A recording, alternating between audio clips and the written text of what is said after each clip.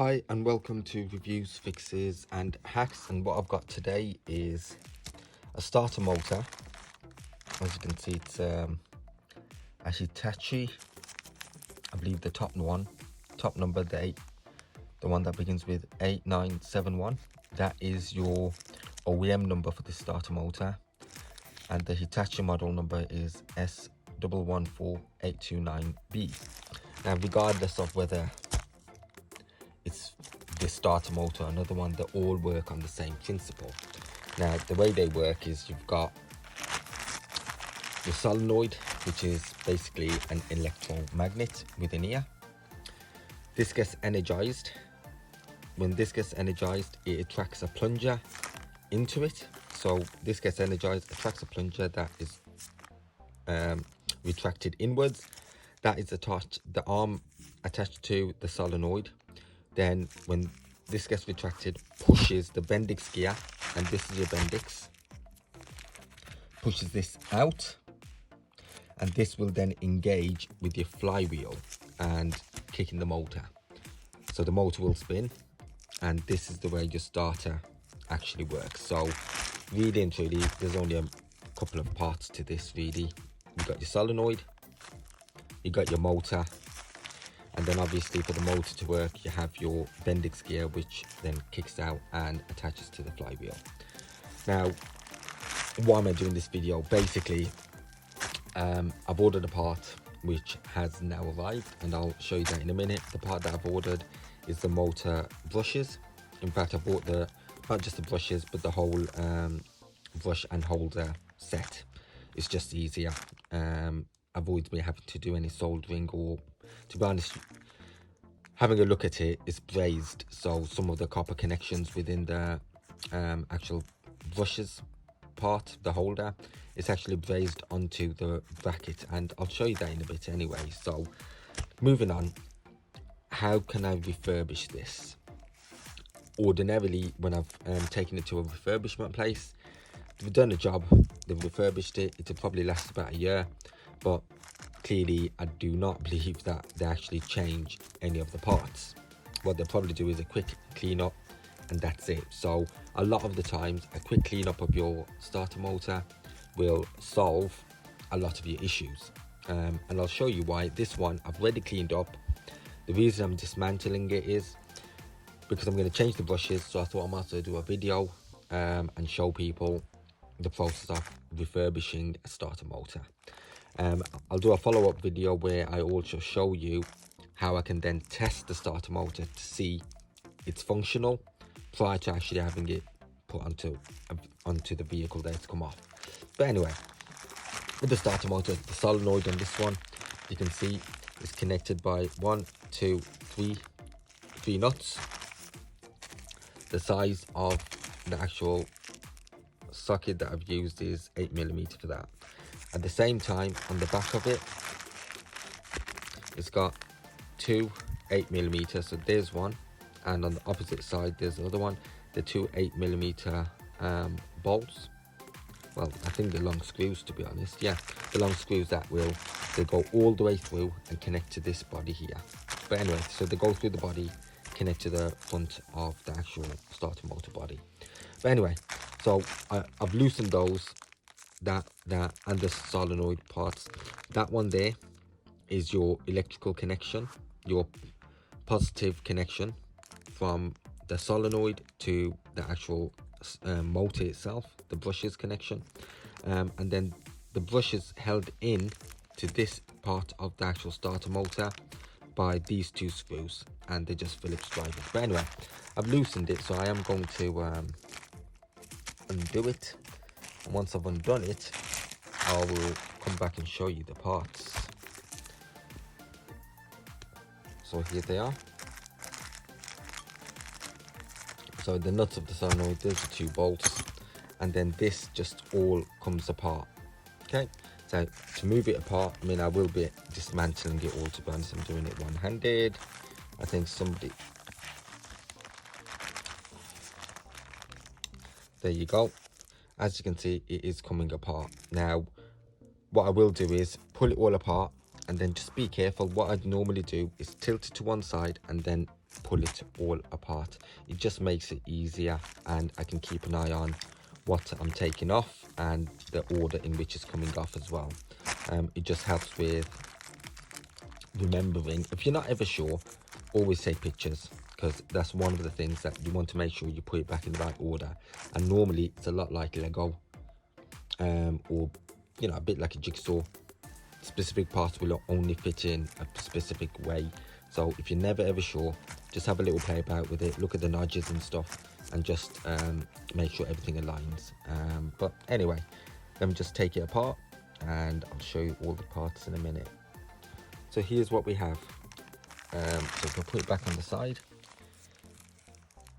solenoid, when that energizes, it pulls, because there's a spring, but it'll pull this plunger inwards, so this plunger will kick in.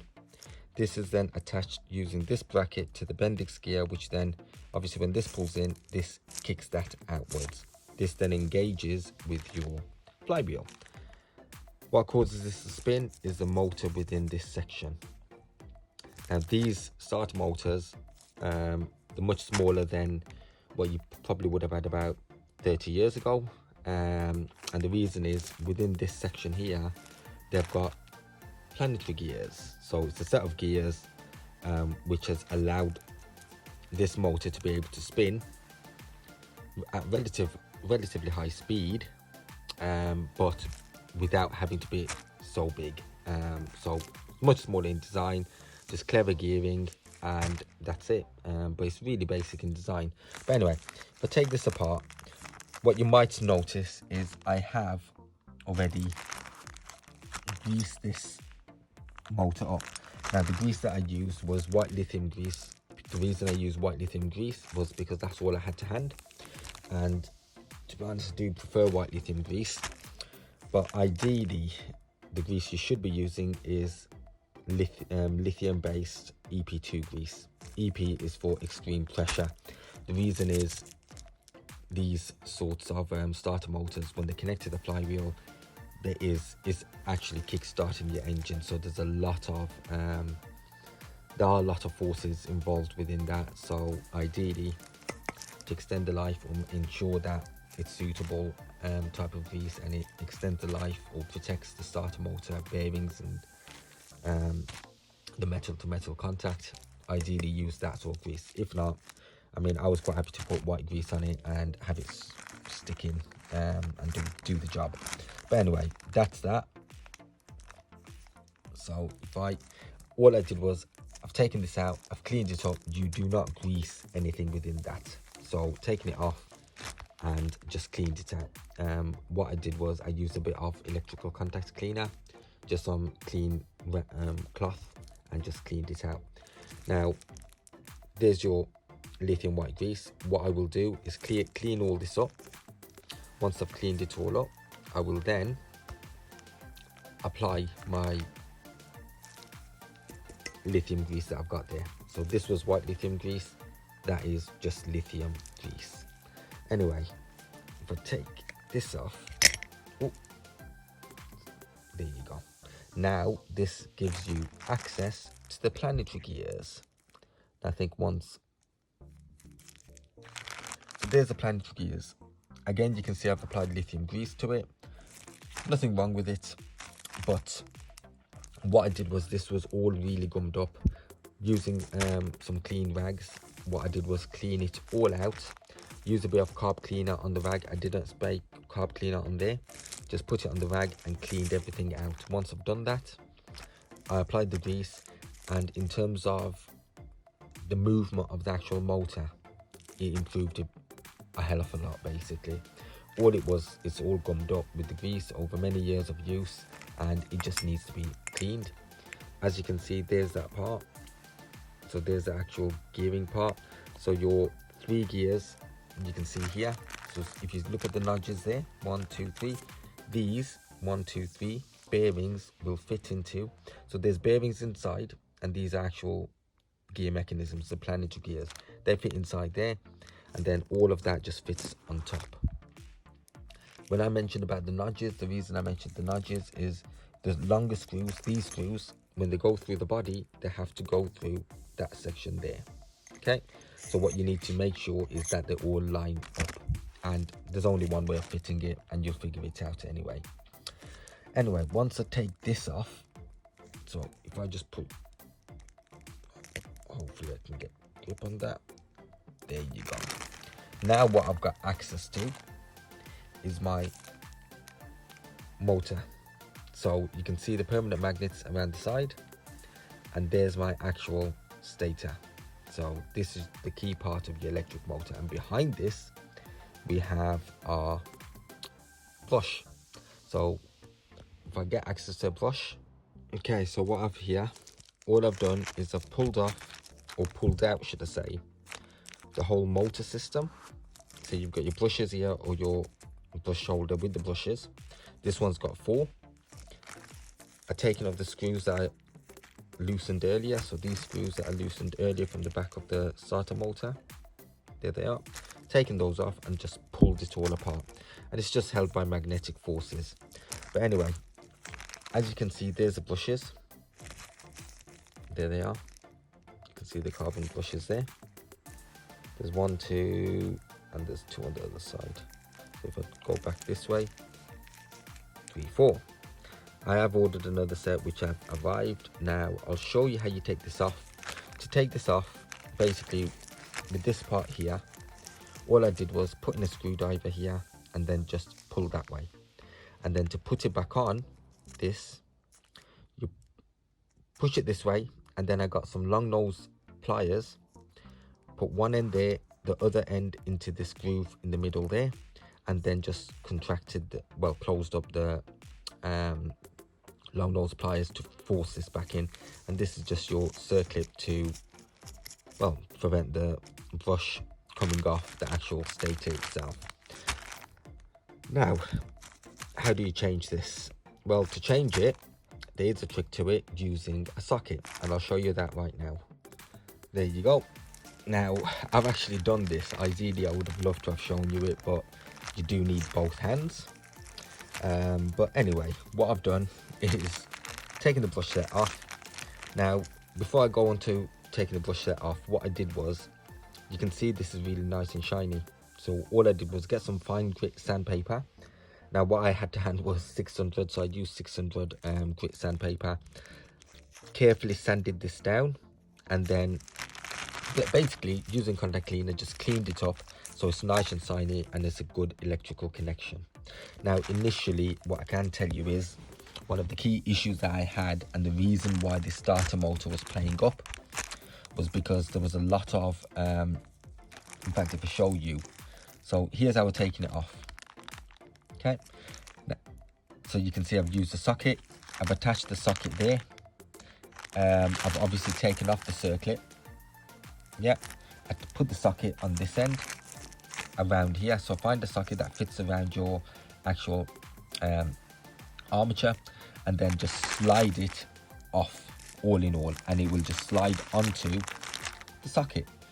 And once you've done that, it's done. Your job is done. This prevents the carbon brushes going flying out, and that's ideally what you want to do. So that's the old one, and I will do likewise using another socket. Here's my new one. Here's my new one. So you can see the carbon brushes there are much longer. And what I was talking about earlier about brazing these, it is possible to buy brushes separately, but if you look carefully here, that isn't even soldered on. It looks like it's brazed on. I don't have the equipment to do that. It's probably worth more hassle than just actually buying one of these parts. And here in the UK, I'll be honest with you, you do have to really go hunting to try and find it, and it's taken me a while. Luckily I did find it. I'll put the link in the comments below for the place that I've actually got this from, and hopefully it will be useful for somebody else, and maybe you can actually then, if you need a set of brushes, go to the same place. But anyway, yeah, so there's mine. I'll be using another socket, so I'll ease this one to get the brushes, ease that on so I get the brushes in line, and then once I've done that, I'll just pop it back on and put it together and then re-grease it. So I'll be doing that now. When I come to re-greasing, I'll just show you what I do. They're made from carbon, obviously, and what happened was there's a lot, when I dismantled it, there was a lot of debris just all over, all around, just clogging this up. It became like fluff. Now, essentially, obviously, when I mentioned about, you know, the really thick grease and grime that built up here, that obviously has an impact on the performance of your starter motor. And then when you've got the carbon build up around here and the brushes and just clogging it up, that will cause electrical connectivity issues. And hence, you know, early in the video when I mentioned about cleaning your starter motor, and you know, as far as I'm concerned, that will give you a certain period of extended life. That is why I've come to it. But given the hassle of me having taken this apart, the fact that I've managed to locate a new brush set, that I know my solenoid is in good working order, well, I don't want to keep taking it off the car, putting it back on. I might as well do this, and then I know this vehicle's probably good for the next, possibly, well, hopefully 10 years. But anyway, I'm going to put this all back together. I'll come back and show you how I grease it, and then obviously the rest of it is just a matter of testing and putting onto the car. So here are my new brushes now already on the starter. Plenty of life. In fact, if you look at that, the length on that, that's basically really good. Can't complain with this. But no, easily, I don't think for the life of the vehicle I'll be needed to, well, hopefully be needing to come back to this anyway. But that's that. So that's all sorted. All I need to do is put it back together. So to do that, there's a notch on this side. There it is. You can see that notch. That will go like so. Oh, good job. Should be really careful with that. The only problem I've got is, like I say, I am doing it single-handedly. But then you see this part, that will clip onto there, and then when this goes on, it just slides on. So that cutout there, you can see the way it just slides on, and that's it.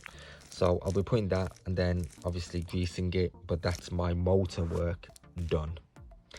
Don't forget, you can see some lithium grease in there. I will be applying some of this grease within that section as well, purely because there's metal to metal contact, so that is spinning within that. So in essence, it is a bit like a bearing, so you do need to grease it to prevent that sort of metal or barrier between the two parts of the metals. So here's where I'll begin the greasing process. Now, to grease, all I use is a Q-tip, and then basically it's just a matter of aligning all the parts and then just greasing things up step by step, bit by bit. Now all I will do is get my grease. Here it is. Just dip it in and then just slowly smear it everywhere. So that's all I will do. Just slowly smear it all over. You don't need absolutely loads, just get enough so it's coated. And obviously as the motor spins, it will naturally just spread it all over anyway. So yeah, I mean, there's not much to it, to be honest. Just key thing is clean it, re-grease it, and then once you've done that, that's it, job's done. So you don't need lots. You do not need lots. The more you add, the more you're likely to gum it up. So there's that. All I will do is add the planetary gears in. Now with the planetary gears, you might see it's still got some of the lithium coating on it, but that's not here nor there. Lithium grease with this white lithium, the both is compatible. The only issue you will have is if you used a different type of grease. What do I mean by different type of grease? Some calcium based greases or any other space grease. So calciums are the common one, lithium and calcium, but the most common is lithium. Because they're lithium greases, white or this standard lithium regular one, it's irrelevant. They're compatible. But if you do use other greases, you need to check for compatibility. That's the only other thing I would add. Just making sure that the greases are compatible. If not, you'll have to clean it all up and then grease it again. So just add a bit of grease. Oh, yeah, that's quite a bit there. Don't want to add that much, but it doesn't matter. A little bit more, a little bit less, there's no art to it, you just add it on. So add some more there.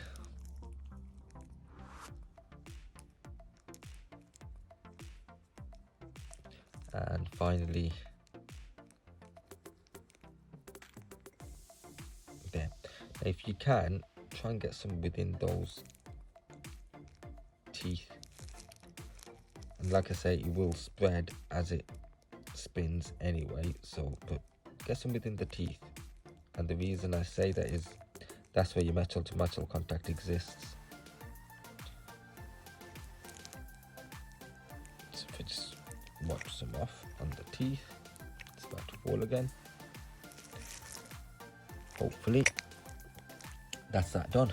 Now the final part I will do is I'll add some grease onto those teeth there, and then just put it all together. And then once I've done that, I know I've done the best I can, and hopefully that should be it.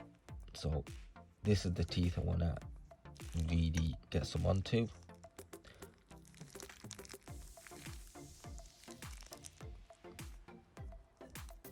There. Whatever you do, the only one you don't grease is the Bendix gear, okay, because that is exposed to the surroundings. That is made of a tougher sort of material, so what it should do is be sufficient in itself to be able to lock into the flywheel. The reason I say don't add it to the Bendix gear is because it'll, you know, greases are notorious for attracting dirt and grime. All you'll do is clog it up with dirt and grime, and that attaching to the flywheel part might be hindered. But anyway, that is it. Once you've done that, you just put it all together as in the same way that you've taken it apart, and your starter is ready to function again for hopefully without any problems for the next 5 to 10 years. But anyway, thanks for your watching. Please do subscribe and like, and hopefully it's one of many videos that may be useful to many people. Thank you. Okay, here's the final article. So this is my starter motor that's been refurbished. I've just sanded some of the connections, so you know, conductivity is at its maximum, but that's it, job's done. Everything's clean, everything's re-greased, and it's ready to go back in, and you know, hopefully it does the job for many years to come. But anyway, just as a reminder, thank you for watching. Please do make sure you like and subscribe so I can continue to make some of these videos, and it's purposeful and helpful for many of you. But yeah, catch you guys later. Take care. Bye.